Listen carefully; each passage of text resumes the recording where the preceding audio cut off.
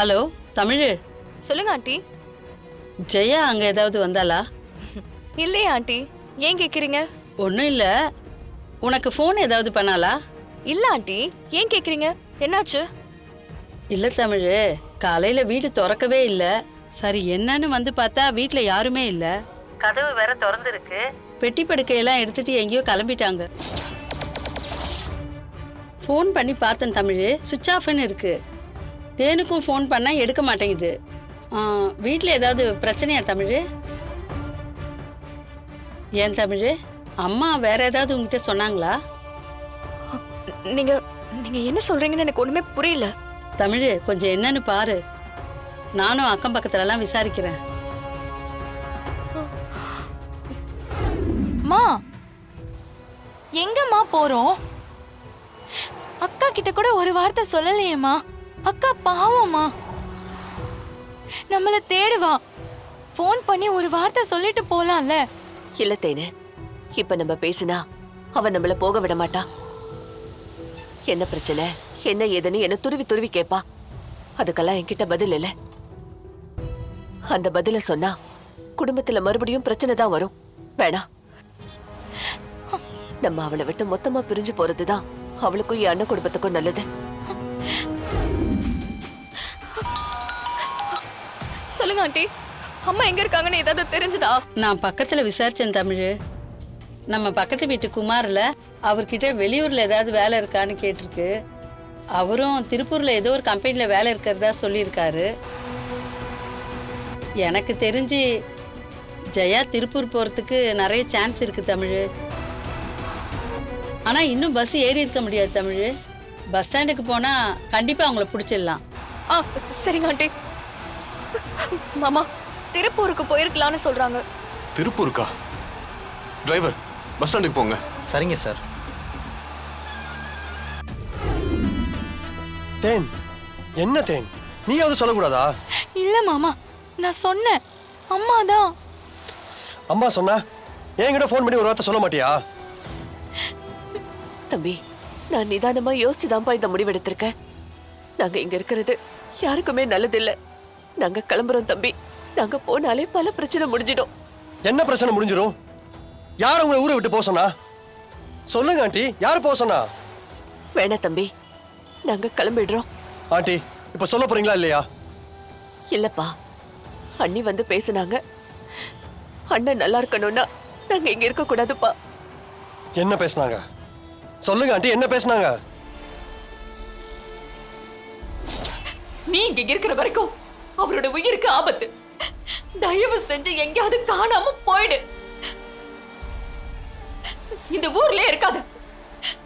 உன்னை கை எடுத்து கும்பிடுறேன், போயிடு.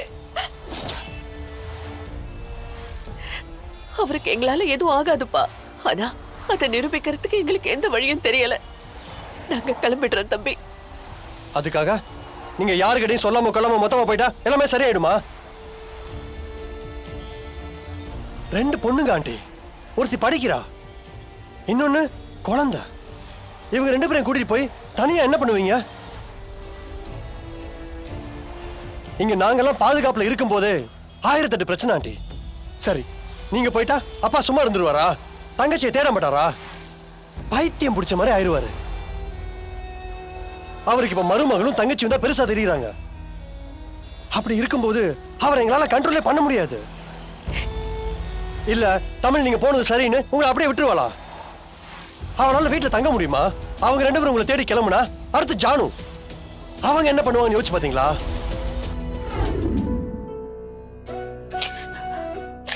தமிழ், அழாத தமிழ். அவங்க எப்படி சிப்ப இப்படிலாம் யோசிக்கலாம்? அவங்க நல்லா இருக்கணும், அவங்களுக்கு எந்த பிரச்சனையும் இருக்க கூடாதுன்னு தானே அவங்களுக்காக நான் எவ்வளவு ஸ்ட்ரகிள் பண்ணிட்டு இருக்கேன்னு தெரியுமா? வீட்டை விட்டு போகும்போது என்னை பத்தி அவங்க கொஞ்சம் கூட யோசிக்கல. தமிழ், இங்க பாரு, உனக்கு இது அதிர்ச்சியா இருக்குன்னு எனக்கு தெரியும் தமிழ். அவங்க ஏதோ ஒரு வேகத்துல இப்படி ஒரு முடிவு எடுத்துட்டாங்க. மத்தபடி உன்னை கஷ்டப்படுத்தணும்னோ உன்னை பிரிஞ்சு போயிடணும்லாம் அவங்களுக்கு விருப்பம் இருந்திருக்காது தமிழ். என் அப்பா விஷயத்துல எனக்கும் அவங்க மேல கோவம் இருக்கு. அதுக்காக ஆண்டி அந்த ஊரை விட்டு ஒரேடியா துரத்துற அளவுக்குலாம் நான் தப்பானவ இல்ல தமிழ். இது பாரு தமிழ், அவங்கள அப்படி ஊரை விட்டு போக சொல்றதும் நியாயமே இல்ல. ஏன் என் அம்மாவுக்கு புரிய மாட்டேங்குது எனக்கு சுத்தமா புரியல தமிழ். எப்படியாவது அவங்களுக்கு இதை புரிய வைக்கணும். எனக்கு ஒரு நிமிஷம் உயிரே போன மாதிரி இருந்துச்சு. சும்மா எப்ப பாரு தமிழ்ல டார்ச்சர் பண்றது, சாணு எதிர்த்து பேசுறதுன்னு எதையாவது பண்ணிக்கிட்டே இரு. இப்பெல்லாம் வர வர உன் நடவடிக்கை சரியில்லைமா. டேய் சிபி, அந்த ஜெயராணிக்காக நீ என்னைய தூக்கி போடுறியா?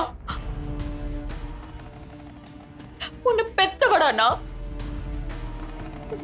உன் எல்லா நல்லது கெட்டதுலயோ கூட நிக்கிறவ என்கிட்ட இப்படி பேச உனக்கு எப்படா மனசு வருது? மா, இது நானா பேசல, நீ நடந்துக்கிறதெல்லாம் அப்படிதான் இருக்கு. என்னங்க என்னங்க இவ என்னென்னமோ பேசுறான், நீங்க பார்த்துட்டு சும்மா இருக்கீங்க? மீனா, இங்க பாரு, அவன் பேசுறதுல என்ன தப்பு இருக்கு? அவன் ஓப்பனா சொல்லிட்டா, நான் சொல்லல. நீ இப்படியே பண்ணிக்கிட்டு இருந்தனா அவனை மட்டும் இல்ல என்னையும் சேர்த்து இழந்துருவ. தயவு செஞ்சு உன்னை திருத்திக்க. மா, இதுதான் உனக்கு ஃபர்ஸ்ட் அண்ட் லாஸ்ட் வார்னிங். ஜனமா ஜனமா, கொஞ்ச நேரம் உங்க தோல்ல சாஞ்சுக்கவா?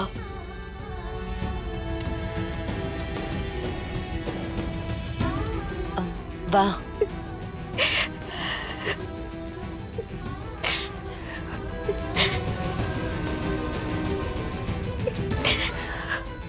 என்ன தமிழ், முகம்லாம் வாடி போயிருக்கு?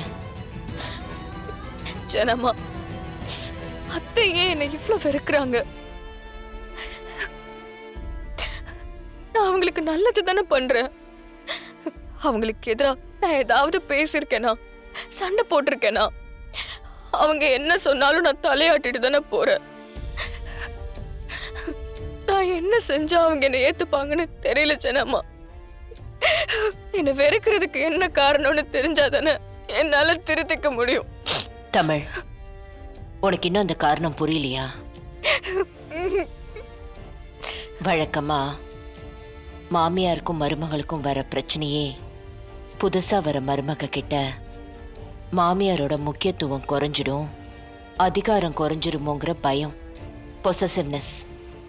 இது எல்லார் வீட்லயும் நடக்கிறது தான். அதுதான் இங்கேயும் நடக்குது. அது மட்டும் இல்ல தமிழ், மீனாவுக்கு கொஞ்சம் இன்ஃபியாரிட்டி காம்ப்ளெக்ஸ் அதிகமாயிடுச்சு. ஏன்னா அவ வயசுல அடையாத பெரிய உயரத்தெல்லாம் நீ அடைஞ்சிட்டு இருக்க.